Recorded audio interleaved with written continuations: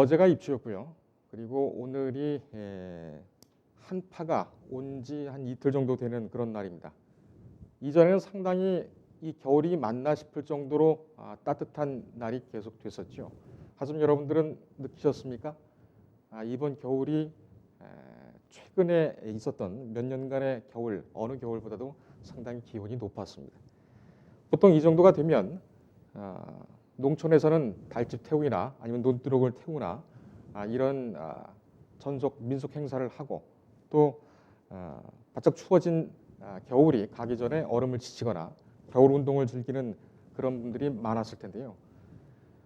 이미 스케이트장이라든지 아니면 스키장 같은 경우도 닫거나 이미 닫았거나 닫을 준비를 하고 있는 그런 상황입니다.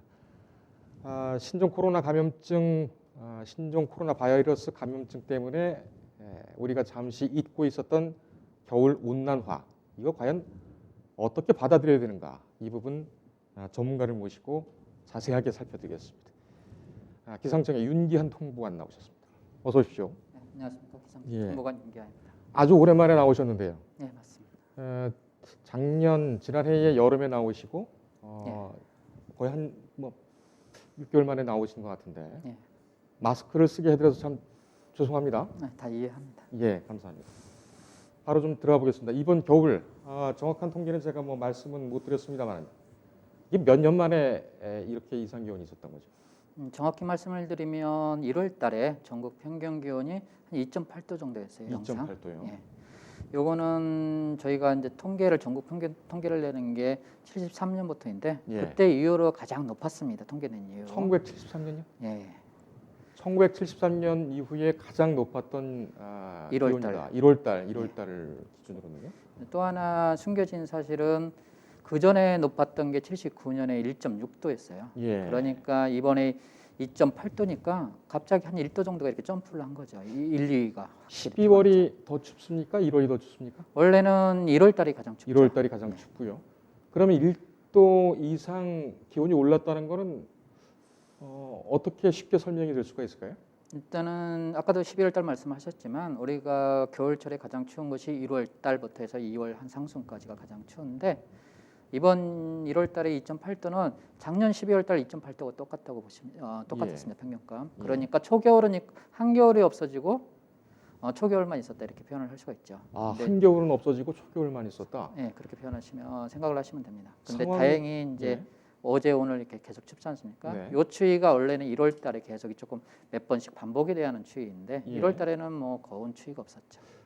저희 집이 전방이었거든요.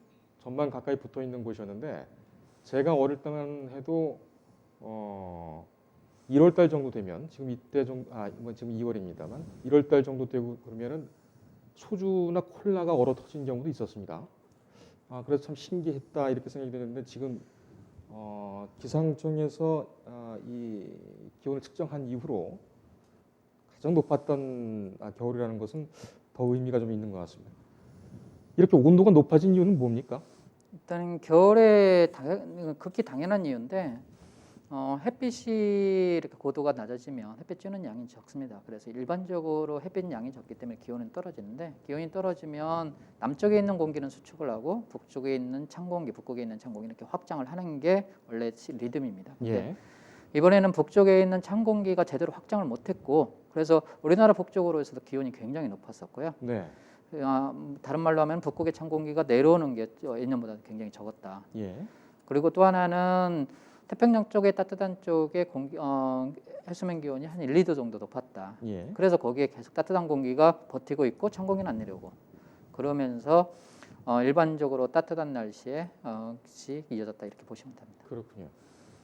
지금 기온도 그렇지만은 가장 좀 피부로 느낄 수 있었던 것이 바로 이제 눈입니다. 과거에는 눈이 하도 많이 쌓여서 출근이 늦어지는 경우도 종종 있었는데요. 이번에는 눈 쌓인 모습을 보진 못했습니다. 실질적으로 우리가 체감할 수 있는 눈이 된다고 하면 길거리의 도로상에서 한 적어도 1, 2cm 이상은 쌓여야 실제로 느끼시면서 눈이 왔구나 예. 하고 느끼시는데 실제로 저희 관측소에서 서울에 찍은 것은 한 3번 정도 됩니다. 1월 한 19일 정도에 서울 전주 주말에 한 0.3cm 그리고 이번 주 들어서 월요일 날에 0.2cm 아침에 새벽에 예. 그리고 화요일 날에 화요일 날 밤에 0.7cm 정도 0.7cm. 쌓였는데 우리 기상청이 관측하는 장소에 위주로 쌓였고 실제로 이런 도로에서는 그렇게 많이 쌓이지 않았기 때문에 예. 시민 여러분들이 느끼기에는 굉장히 눈이 없다고 느낄 수밖에 없습니다. 이게 양이 극히 적기 때문에. 예, 이것도 뭐 그 찬기온, 기온이 높이 올라간 것과 관련이 있는 겁니까? 강수가 없었느냐 하면은 더 이상한 건데 실제로 강수는 많았습니다. 아, 비 오는 강수는 경우. 많았고. 예, 그래서 실제로 비가 온 경우는 예년보다 훨씬 많았습니다. 예. 그래서 기온과 관련돼서 기온이 따뜻했기 때문에 눈 대신 비로 왔다 이렇게 말씀을 드릴 수 있습니다. 그 언제 제가 퇴근하다 보니까 비가 막 내리는데 장맛비 내리는 것처럼 막그 쏟아지는 비도 봤습니다. 겨울비가 그렇게 내리는 건 저도 처음 봤거든요. 일단은 겨울비는 적게 내릴 수밖에 없는데 네. 뭐냐면 찬 공기에서 오는 비는 찬 공기는 수증기를 적게 포함합니다. 물을 끓이면 수증기가 늘어나듯이 뜨거워지면 더 뜨거워질수록 수증기가 굉장히 많아집니다. 예. 그래서 따뜻한 공기에서 오는 그 비는 굉장히 봄비처럼 많습니다. 근데 이번에 내린 비들은 대부분 비가 내릴 때 보면 예. 남쪽에서 따뜻한 공기들이 올라와서 내렸기 때문에 우리가 흔히 느끼는 4월 달, 5월 달 봄비처럼 굉장히 예. 강하게 내렸고 조금씩 긴 시간 동안 내렸죠. 그래서 느낌이 좀 많이 틀렸을 걸로 생각을 합니다. 달랐을 걸로. 그렇군요. 근데 지금 뭐 73년 이후에 최고의 온도라고 하면 이것이 좀 일시적인 겁니까? 아니면 계속 이 경향으로 가는 겁니까? 짧게 보면 일시적인 거고요. 길게 보면은 경향이 계속 간다고 보시면 됩니다. 아하. 그러면은 뭐 내년에는 뭐 추울 수가 있다 이런 네, 말씀이겠군요. 짧게 보면은 그럴 수 있죠. 원래대로 돌아갈 수도 있죠. 근데 예. 길게 보면은 그 추세는 이어진다. 음. 근데 그 추세 이어지는 게 너무 불규칙하기 때문에 변동폭이 너무 크기 때문에 적응하기가 굉장히 힘든 거죠. 장기적으로 계속 높아지고 있는 그런 예, 맞습니다. 상황이군요. 예. 근데 이런 겨울 날씨, 우리나라하고 비슷한 기후들을 가진 나라가 이제 여럿 있을 텐데 우리만 그런 겁니까? 아니면 다른 나라도 그렇습니까? 우리만 그런다면은 걱정을 안 해도 좀 덜 걱정해도 되는데요. 실질적으로 전 세계적으로 일어나고 있습니다. 그래서 이번 겨울에 1월 달만 볼 때 예. 실제로 유럽에서도 한 0.7도 정도 올랐습니다. 평년에 비해서. 그리고 이게 굉장히 평년에 가장 따뜻한 1월이었고요. 예. 그래서 유럽의 국가, 러시아, 일본, 중국 이런 모두들이 우리나라와 같이 굉장히 따뜻한 1월을 보냈습니다. 그래서 예. 북반구 전체 미국뿐만 아니라 가지고 인도나 중동 유해 지역에 가끔 언론에서는 눈 왔다고 하는 지역 외에는 예. 대부분 우리나라처럼 높았다 이렇게 생각을 하시면 됩니다. 그렇군요. 그러니까 이번에 겨울이 좀 따뜻했다는 것은 뭐 전 세계적으로 공통된 그런 기후였다. 지금 신종 코로나 바이러스 감염증 때문에 뭐 전 세계가 상당한 그 어려운 시간을 가지고 있습니다. 근데 이 넓게는 이 이상 기후, 그러니까는 전 세계의 그 온도가 올라가는 이런 부분하고 전염병의 발병 이 관련이 있습니까? 있으면 얼마나 있습니까? 뭐 예를 든다고 하면 불이 날 수 있는 조건은 성냥을 직접 그어야 불이 나지 않습니까? 네. 예를 들어서 그러면 성냥은 직접적인 원인이고 하지만 주변에 건초가 많다든지 마른 게 많다고 하면 불을 냈을 때 더 크게 발달을 할 수가 있는 거죠. 불이 크게 확산을 할 수가 있죠. 예. 기후 변화는 이런 환경적인 어떤 변화 배경이라고 보시면 됩니다. 예. 그리고 기후 변화가 하나가 이루어지면 조금은 굉장히 조금 우려하는 게 뭐냐면 생태계가 끊깁니다. 실질적으로 먹이 사슬 우리가 흔히 하는 고등학교 때 배운 것처럼 먹이 사슬 있지 않습니까? 예. 먹이 사슬 있으면 이게 균형을 맞아지는 건데 박테리아도 마찬가지고 그 박테리아 항원과 항체들이 다 균형이 맞게 이루어지는데 그게 깨져버린다고 볼 수가 있는 거죠. 예. 그래서 직접적인 요인이 아니더라도 그 직접적인 요인에 의해서 일어나는 현상들이 더 크게 확산이 될 수 있는 요건을 충분히 만드는 걸로 여건을 만들었다. 예, 그렇게 우려를 하고 있습니다. 예. 이 겨울이 좀 따뜻하니까는 뭐 정확히 보면 한 43년 만에 가장 그 기온이 높았던 1월인데 이렇게 되면은 여름 날씨는 어떻게 전망이 됩니까? 뭐 오늘 수입이 좋다고 한 달 후에 수입이 좋을 수는 없잖아요. 그렇게 간다고 하면은 진짜 안정적인 거죠, 굉장히. 근데 아까 계속해서 말씀을 드린 것은 기후 변화는 불확실하다는 게 변동이 크다는 거죠. 예. 그래서 장기적인 추세로는 변화가 큰 겁니다. 여름에도 더 기온이 오르고. 근데 이번 해가 해당될 거냐 안 될 거냐고는 거는 굉장히 좀 다른 문제죠. 단기적으로 볼 때는. 그러니까는 이번 여름이 꼭 덥다고는 단정할 수 없다. 예, 이런 말씀. 현재로서는 뭐 현재로서는. 덥다 안 덥다라고 말씀을 드리지는 어렵죠. 그렇지만은 10년 후에는 여름이 어떻게 될 거냐? 평균적으로 볼 때 내년 여름부터 10년까지 딱 볼 때는 어떻게 될 거냐 하면은 반드시 기온은 오를 수밖에 없다 이렇게 말씀드립니다. 그렇군요. 이 병해충 문제도 좀 있는 것 같습니다. 아까 제가 모두에 말씀을 드릴 때 뭐 달집 태우기라든지 이런 부분들을 좀 말씀을 드렸는데 이 겨울이 추워야지만 병해충이 좀 줄어들고 그래서 병해충이 없어야만 뭐 풍년이 온다 이런 얘기가 있지 않았습니까? 근데 이 병해충 문제도 이번 겨울이 뭐 앞에 질문하고 결국 이어지겠습니다만 이제 그건 바이러스라는 어떤 그런 특성이 있고 실제로 이제 그 물체가 돼서 돌아다니는 동물이 돼서 돌아다니는 곤충들의 문제도 있지 않습니까? 생태계 파괴 문제도 아까 얘기를 말씀하셔서 통상 겨울이 따뜻하면 병해충 같은 경우에는 어떤 경향을 보였습니까? 일단 병해충이 많다고 하는 것은 우리가 저기 나무 같은 데 보면은 이렇게 나무 보호대 같은 걸 이렇게 많이 예. 설치를 했죠. 이렇게 쭉 지푸라기로나 아니면 천 네. 같은 경우. 그 목적이 병충해가 추울 때 그 속으로 들어가서 피난했을 때 봄에 걷어들여서 태운다. 예. 이런 것의 목적도 있거든요. 근데 그런 게 별로 이제 영향이 없다는 거죠. 그냥 병충해 자체가 춥지가 않으니까 거기에 들어갈 일도 별로 없고 예. 실질적으로 뭐 그리고 또 추워야 생태계를 보면 또 추워야 싹이 트는 것도 있고 활발하게 추위를 지나야 또 활발하게 자기가 생태계를 다시 구성하는 게 있거든요. 추위를 오히려. 거쳐야만. 예. 그래서 근데 그런 균형들이 깨진다고 하면 번성할 것은 확 번성해 버리고 그치 못한 것들은 완전히 사멸해 버리고 이런 불균형이 켜지니까 어떤 일이 확대를 할 때 크게 확대될 수 있는 경향이 있죠. 예. 지금 이제 뭐 병해충이라든지 또 뭐 생태계 그리고 지금 나오고 있는 그 기후와 관련된 내용은 대부분 이제 농촌과 관련된 이슈에서 많이 좀 나오고 있습니다. 이게 농사가 어떻게 될 것이냐. 그런데 도시권에서도 이 기후에 대한 관심을 거두면 절대로 안 되지 않습니까? 이 도시에 다른 직접적으로 영향을 줄 수 있는 그런 기후 이상 어떻게 우리가 봐야 될까요? 일단은 도시는 인간 위주로 해서 많이 만들어진 거예요. 그래서 네. 많이 보호를 받습니다. 실질적으로 도시는 도로나 냉방이나 난방 모든 지하도로 이런 것들이 인간 위주로 해서 인간을 보호할 수 있게끔 자연으로부터 보호할 수 있게끔 만들어진 거죠. 그래서 도시는 쉽게 자연의 조그마한 변화에 의해서 도시는 쉽게 영향을 안 받죠. 그래서 도시에 사는 사람들은 영향을 덜 느낄 수밖에 없죠. 노출이 덜 돼 있으니까 자연에. 그렇지만은 그게 어느 한도를 넘기면은 물이 이렇게 차서 댐을 넘으면은 그 다음부터 확 표가 나듯이 예. 댐 넘기 전에는 물이 얼마만큼 차 있는지를 모르는 것처럼 도시에 살면은 그 기후 변화가 어느 정도 진행될까지는 굉장히 체감적으로 깨닫기가 없습니다. 이렇게 소문으로만 들리지. 예. 그리고 또 하나 도시는 뭐냐면 다 모든 결과물을 얻는 데입니다. 실질적으로 결과물을. 농촌에서 생산한 것과 결과를 얻기 때문에 농촌 지역에서 예를 들어서 사과를 생산을 한다. 그러면 예전에는 대구 쪽에서 생산을 했었지만 대구의 지방에 있는 사람들은 기후 변화에 의해서 생산을 못하고 그게 강원도로 올라오면 대구나 강원도는 사는 분들은 굉장히 인식을 하거든요. 사과가 되고 안 되고 하는구나. 네. 하지만 도시 사람 입장에서는 시장에서 사과 사는 건 똑같거든요. 기후 변화가 된다는데 시장에서 사과 사는 건 똑같네. 그러니까 확실히 체감이 덜 할 수밖에 없죠. 그렇군요. 그렇지만 하나 무서운 거는 도시가 체감이 느낀다고 하는 것은 도시가 사람을 보호했던 기능이 이제는 기능을 하지 못한다는 거죠.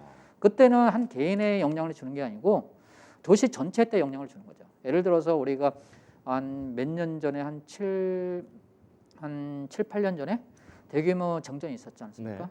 그런 것처럼 폭염에 의해서 갑자기 전력을 많이 쓴다거나 어떤 현상이 일어나서 전력을 많이 쓴다 그러면 그런 정전, 어디 홍수에 의해서 어디 지역이 망가진다고 할 때 대규모 단수 이런 식으로 대규모 현상을 일어났죠. 갑자기.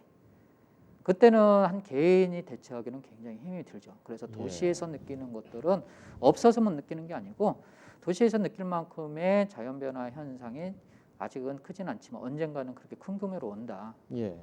이 그런 걸 기후 같은 경우에는 저 아까 농촌이나 이쪽에서는 뭐 항시 근심이라든지 걱정으로 이 표현이 되겠습니다만은 특히 이제 도시 같은 경우에는 한번 문제가 생기면 대재앙으로 가는 그런 수준으로 가겠군요. 네, 그럴 가능성이 큰 거죠. 근데 도시에서 이제 우리가 느낄 수 있는 사생활에서 느낄 수 있는 것은 그늘막, 예. 온수막 이런 것들. 그늘막이 없었는데 이제 필수가 되는 거죠. 예.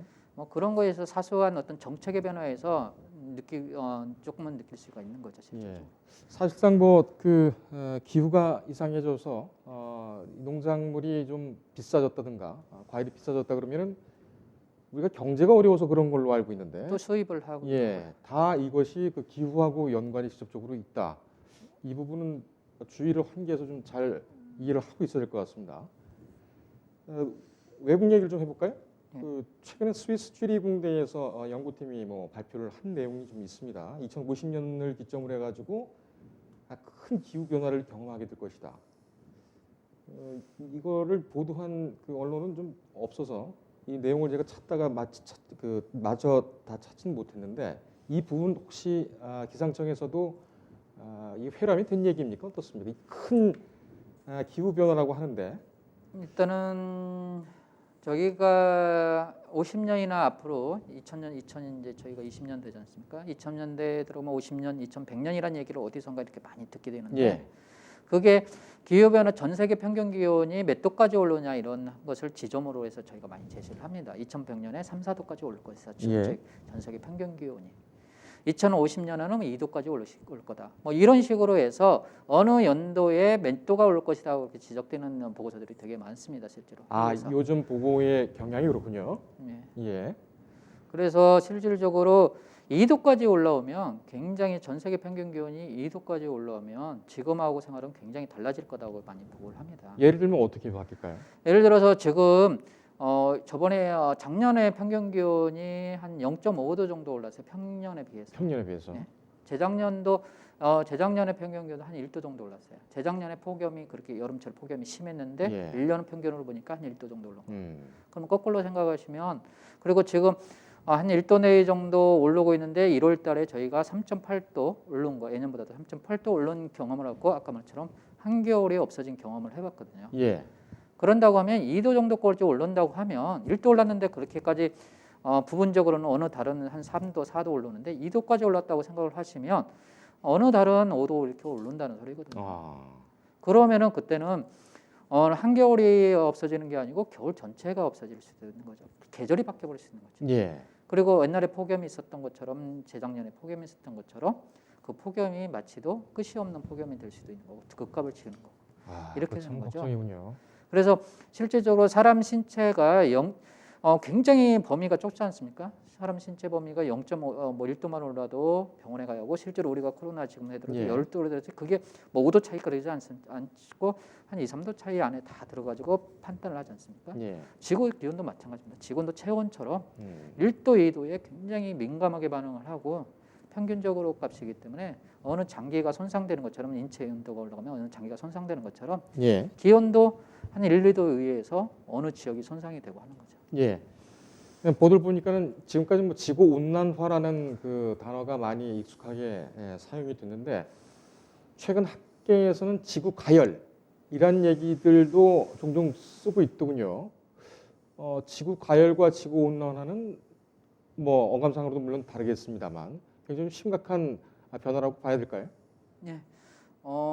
일단은 저희가 옛날에는 기후변화, 온난화 이런 말을 많이 쓰는데 지구 위기라는 성에도 기후 위기도 많이 쓰죠. 예. 기후 위기라는 말을. 그러니까 이제는 그냥 단순한 변화가 아니라 그 변화가 직접적으로 위험한 변화로 온다는 것을 표현을 해주는 겁니다. 예. 직접 겪어보고 하니까. 예. 어떤 변화가 있다는 것은 단순하게 객관적으로 해서 내한테 피해가 있느냐 없느냐를 떠나는 단어지 않습니까? 변화라는 단어는. 네. 근데 위기라는 단어는 그 상황 속에서 이미 나한테 영향을 주고 그것이 안 좋은 쪽으로 영향을 준다는 말이 대포가 돼 있다는 거죠. 그것이 이제는 어느 정도 모든 사람이나 학계에 의해서 수긍이 되고 한다는 거죠. 그만큼 이제 수많은 위기들이 당연하게 일어나고 있다는 거죠. 예.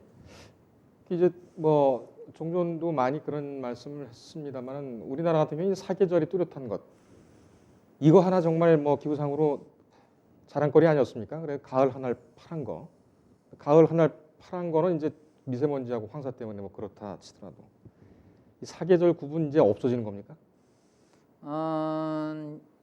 사계절의 구분은 현재로서 통계는 여름, 봄철은 짧아집니다. 확실히. 봄은 짧아지고 네. 그리고 봄, 가을이 짧아지고 여름철이 늘어납니다. 늘어나고. 예. 봄, 가을이 한 11일 정도, 봄, 가을이 10일 정도 줄고 여름철이 한 달 가량 늘어나는 추세. 예. 이렇게 되는 거고요. 실질적으로 겨울에서 금방 여름으로 될 수 있다는 거죠. 굉장히 짧게.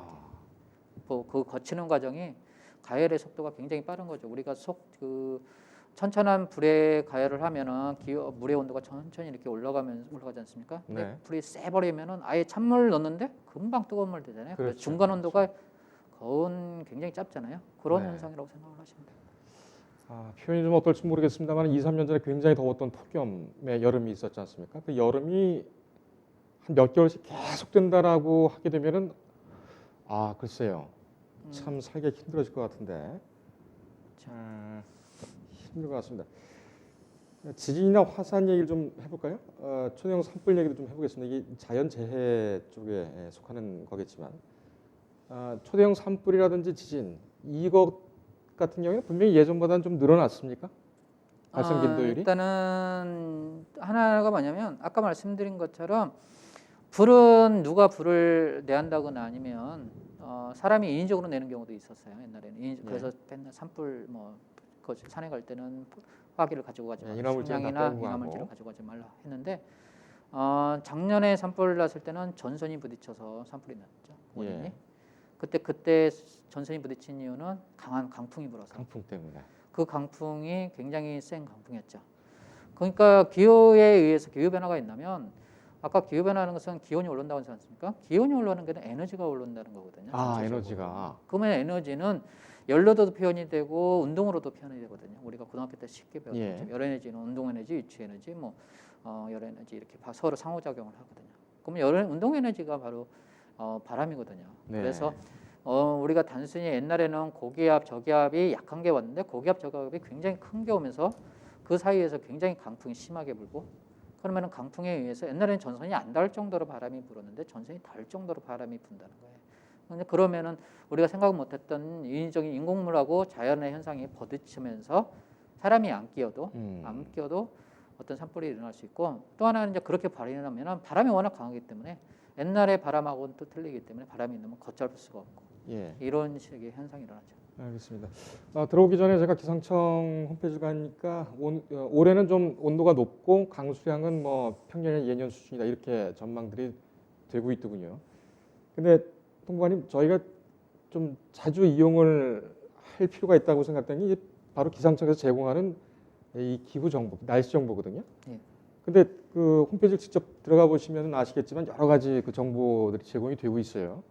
근데 저도 처음 보는 것도 있고 그 중에서 꼭 요것만은 요긴하게 쓰이실 수가 있다라고 하는 어떤 정보 제공 혹은 뭐 애플리케이션이 있으면 그 내용을 좀 소개를 해주셔도 좋을 것 같고요. 보신 것처럼 기상청 날씨놀이 홈페이지에 이제 모바일 버전으로 바뀌었기 때문에 핸드폰으로 들어가시면은 바로 좀 보실 수가 있고요. 또 하나는 이제 뭐가 있냐면 기상청 날씨 알림이라고 있습니다. 요즘 2월달 들어서면서 저희가 서비스를 하는 건데 웹이기 때문에 뭐 가서 구글이나 이런 데 가서 찾아보면 나오는데 실제로 자기의 현재 있는 위치, 실시간 위치, 현재 있는 위치에 특보가 난다 올 때, 자기가 선택을 해서 어떤 특보가 난다 올 때 받아볼 수 있게끔 하고 또 하나는 어떤 특정한 시간대에 내가 원하는 지역의 날씨를 갖다가 실시간으로 받아볼 수 있게끔 하는 서비스가 있습니다. 그래서 소풍 가는 날에 그때 날씨가 어떨 것인가 이것도 미리 볼 수가 있다는 말씀이시죠? 그거하고는 좀 틀리고요. 현재 내가 있는 지역, 지역 아니면은 어떤 특정한 지역의 날씨를 어느 시간대에 내가 받아보고 싶다. 실제로 전달을 해주는. 그렇게 정리를 할 수가 있죠. 알겠습니다. 재난 문자 받다 보니까는 뭐 날씨와 관련된 메시지를 받게 되면 좀 겁나는 것이 사실인데요. 지금 우리 윤기한 통보관님과 같이 이제 말씀 나누면서 여러 가지 기후에 대한 우려 사항을 좀 짚어봤습니다. 근데 생각보다 훨씬 더 심각하군요. 좀 주기적으로 모셔서 날씨 얘기 좀 들었으면 하는 바람입니다. 오늘 여기까지 듣고 다음에 한번 또 모실까요? 감사합니다. 인터넷에 떠돌아다니는 수많은 뉴스 기사. 아직도 포털에서 일일이 검색하세요? 이제 뉴스통에서 터치 한 번으로 손쉽게 확인하세요. 최근 내가 구독한 기사를 분석해 오늘의 기사를 추천하는 개인 맞춤형 AI 뉴스. 나만의 공간인 뉴스북에서 콘텐츠를 편집하고 이용자와도 활발한 소통이 가능합니다. 사진과 영상 자유롭게 이동하고 언론사 기자들이 실시간으로 업로드하는 동영상도 확인해보세요. 더 풍성하고 새로워진 뉴스통. 지금 바로 만나보세요.